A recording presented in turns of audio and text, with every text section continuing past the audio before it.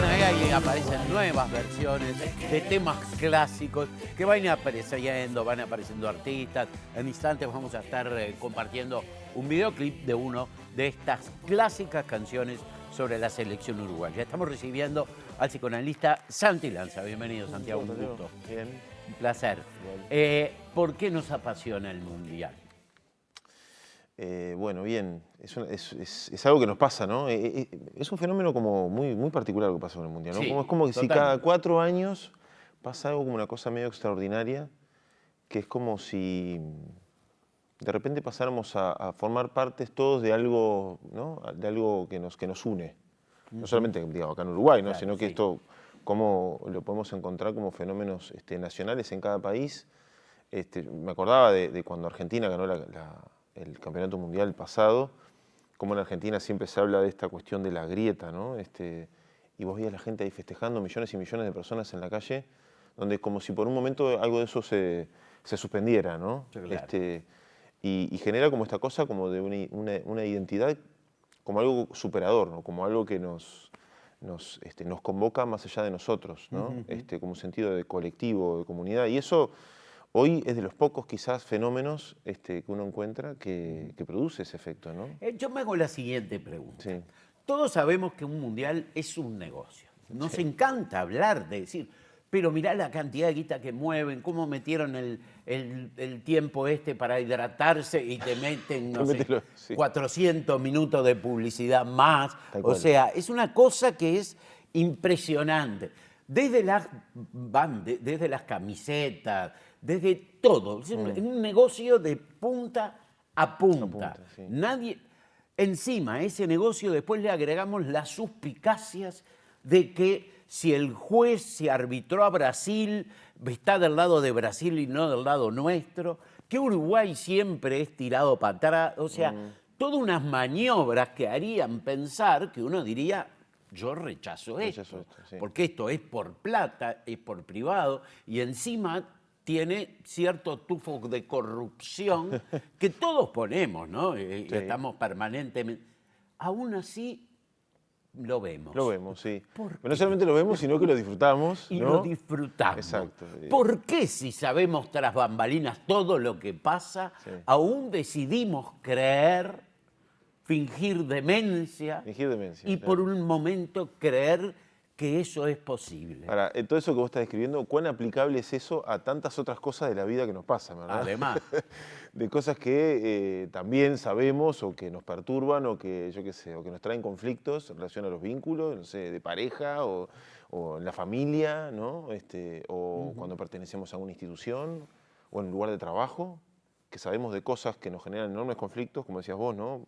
Temas tan complicados como puede ser la corrupción, como cualquier otro tipo de problemática, y sin embargo, algo nos empuja, nos lleva a, de todas maneras, habitar esos espacios, ¿no? Hasta incluso disfrutarlos o encontrar algo de cierto goce en esos lugares, ¿no? Sí, yo estoy totalmente de acuerdo contigo. Por eso es algo como extraordinario que sucede con algo del fútbol. O lo vemos más explícitamente como hay algo de esa... Esto lo traía Freud cuando hacía su famoso libro de Psicología de las Masas y Análisis del Yo, donde hablaba justamente de cómo en la cuestión de la masa hay como una especie de suspensión parcial del juicio. O sea, Claro. nos pasa, por ejemplo, que estamos muy mal, sin embargo, y dependemos de que alguien meta un gol para que algo nos levante el ánimo, por ejemplo, ¿no? Por decir un ejemplo. Y cómo hay circunstancias que podemos pensarlas incluso con el Mundial que estamos viviendo ahora, que lo podemos pensar también en otros momentos históricos, donde hoy estamos ante una situación global muy complicada, donde tenemos a Estados Unidos que está teniendo, ¿no? Una impronta, ¿no? de mucho conflicto, muy belicista, ¿no? de intervenciones en muchos países al mismo tiempo. Ahora escuchaba ahí unos minutos de una entrevista que le hacían al director técnico de Irán y que decía que estaban siendo muy violentados ellos, ¿no? Con su selección, lo que está pasando con Irán, lo que pasó con Venezuela hace unos meses, o sea, y sin embargo disfrutamos del Mundial. No nos importa. A mí me pasa que yo tengo como esos conflictos, los vivo internamente, y ayer estaba hinchando por Uruguay a morir y queriendo que, ¿no? que gane y que ya estoy pensando en el próximo partido. Es como que nos pasa algo de eso, ¿no? De cierta suspensión del juicio. Pasó en los mundiales que ganó Italia, ¿no? Cuando estaba el fascismo allá, en ese momento histórico. pasó en el Mundial de Argentina, que a veces, viste que ahora está la discusión sobre las 4 estrellas de Uruguay.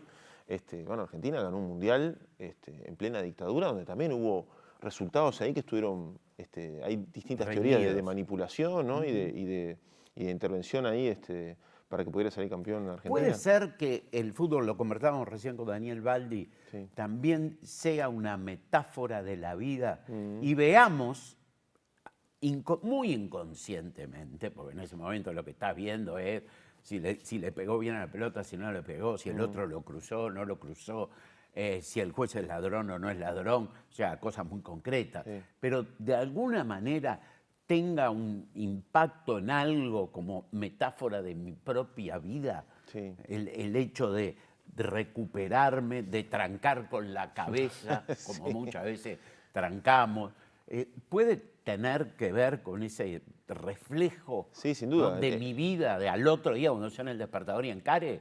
Por eso el fútbol genera como mucha identificación, ¿no? No solo por el hecho de pertenecer a una hinchada o pertenecer a un fenómeno que me supera, ¿no? Como algo colectivo, que incluso también lo podemos ubicar con algo de cierta dificultad, de ciertos metarrelatos que en algún momento existieron hace unos años atrás. Hoy, en la medida que digo eso, estamos todos bastante desorientados, encontramos en estos lugares estos espacios de identificación.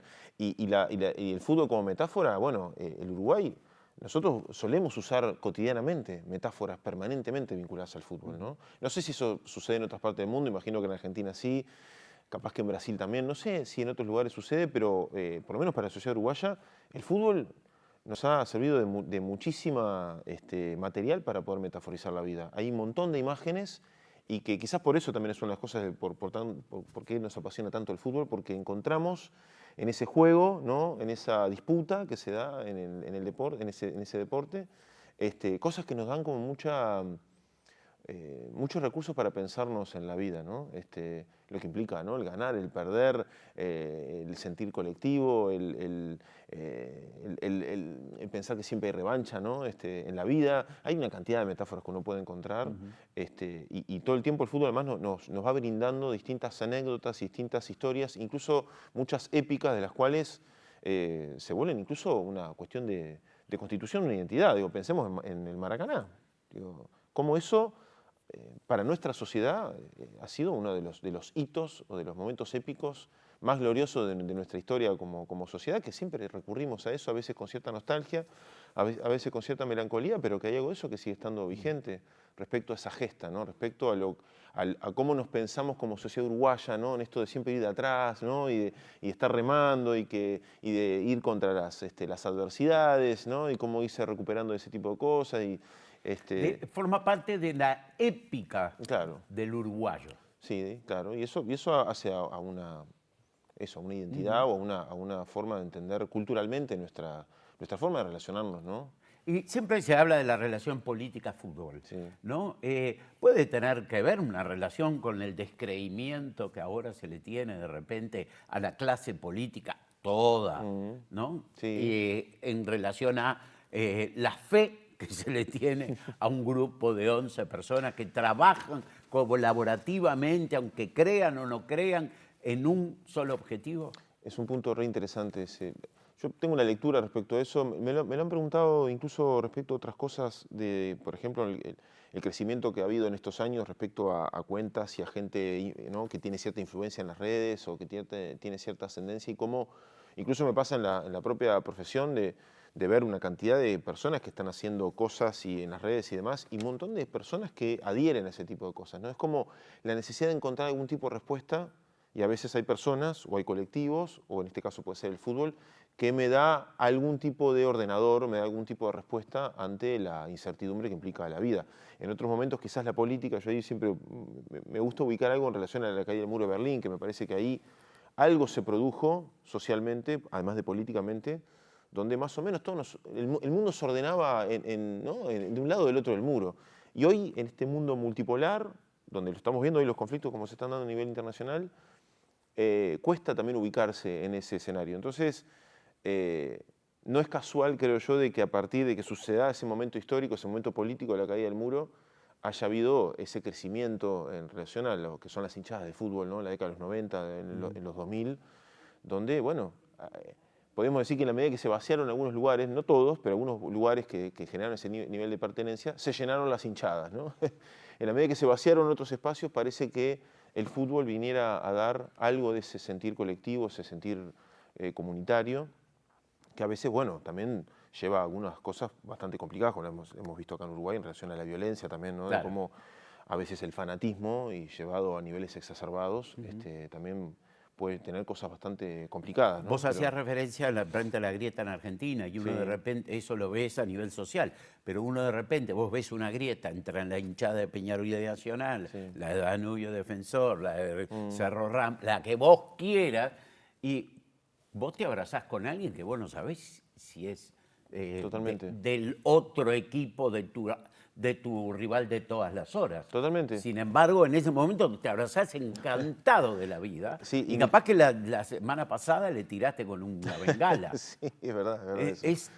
es Tal loco cual. Por, esto. por eso está de la suspensión del juicio, ¿no? Es como que en la medida que vos perteneces a una masa, suspendés al menos el juicio parcialmente. Y cuando juega la Celeste, cuando juega Uruguay, también incluso esas grietas que podemos encontrar acá, o esas divisiones entre Nacional y Peñarol, también te abrazás con el hincha de tu equipo contrario cuando juega Uruguay, ¿no? Digo, no sé si todo el mundo le pasa, pero, Sí, sí, sí. pero es más colectivo, ¿no? Yo me acuerdo de lo que fue la experiencia también quizás más reciente o más épica para más contemporánea, que fue el Mundial de 2010. Sí. Me acuerdo de lo que Un fue Maracaná eso, ¿no? chico.